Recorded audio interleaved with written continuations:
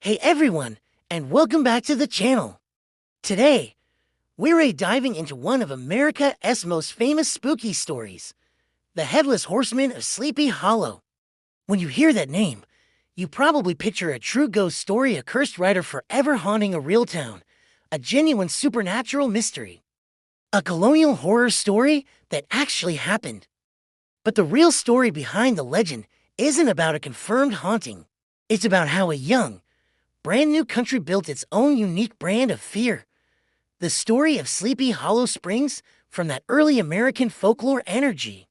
Small towns, long shadows, and the unsettling feeling that the world is much wider and darker than your lantern can prove. Back in the late 1700s and early 1800s, communities in places like New York's Hudson Valley were a mix of old Dutch traditions, fresh memories of war, stern warnings from the church, and rumors whispered around the campfire. People didn't have TikTok, Netflix, or true crime podcasts to keep them entertained. They had long winter nights, flickering candles, and neighbors who loved telling stories that made you sleep with one eye open. And that's where the Headless Horseman truly lives, in that space where fear becomes entertainment. The legend got its famous form through the writer Washington Irving, who published The Legend of Sleepy Hollow all the way back in 1820. And this is the key detail that people often forget. Irving wasn't recording a police report or a paranormal investigation. He was crafting a story, a piece of fiction that was smart, funny, and deliberately spooky. He took the local vibes and old European-style ghost folklore and spun it into a uniquely American classic. So, why did this story hit so hard? Why did America seem to need a ghost like the Headless Horseman? Because he isn't just a monster. He's a symbol that was built for that specific moment in time. After the Revolutionary War, America was still trying to figure out its own identity. The country craved its own culture, its own legends, its own myths, the kinds of things that older nations in Europe had been accumulating for centuries.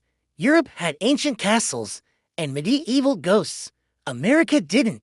So, American writers and storytellers started building their myths from what was available to them.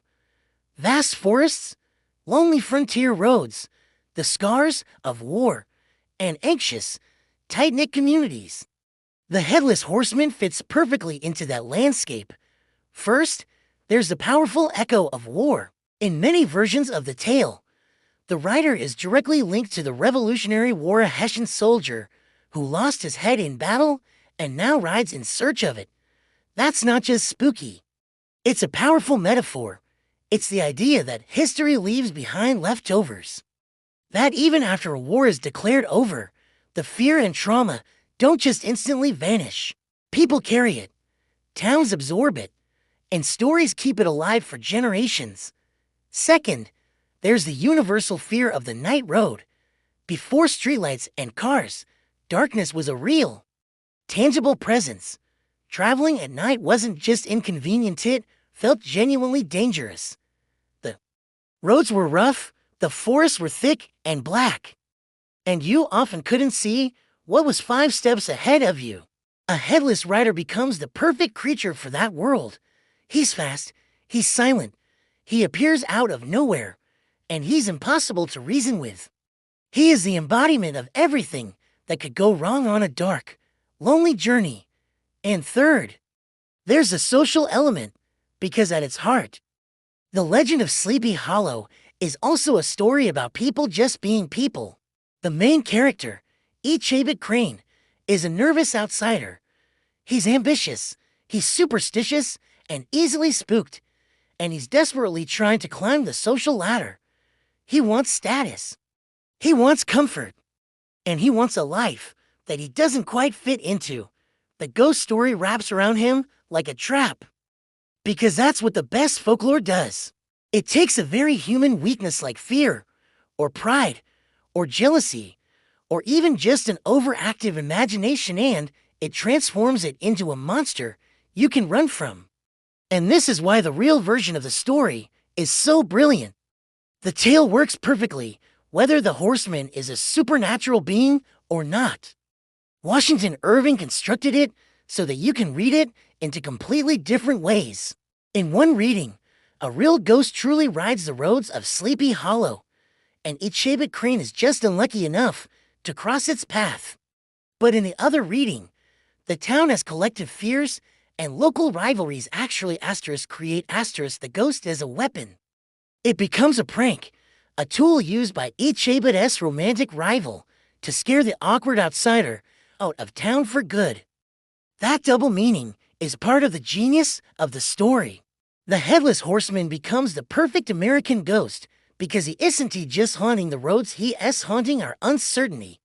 He represents the lingering question, is the danger out there real? Or is it just a story people are using to control each other? And this brings us back to our main idea. America invented its most famous ghost because it needed folklore that matched its unique landscape and its psychology.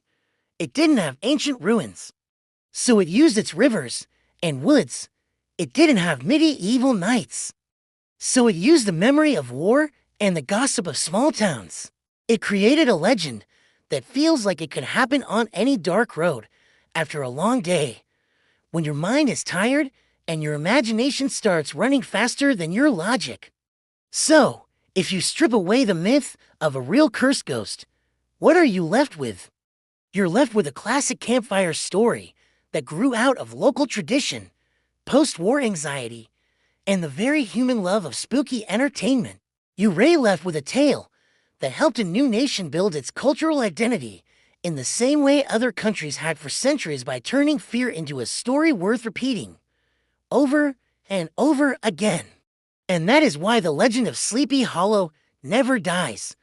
Because the Headless Horseman isn't just a character in a book. He has proof that a new country can invent its own old legends and make them feel real enough to chase you all the way home. Thanks for watching, everyone. If you enjoyed this deep dive into American folklore, be sure to hit that like button and subscribe for more stories behind the myths we all know. See you next time.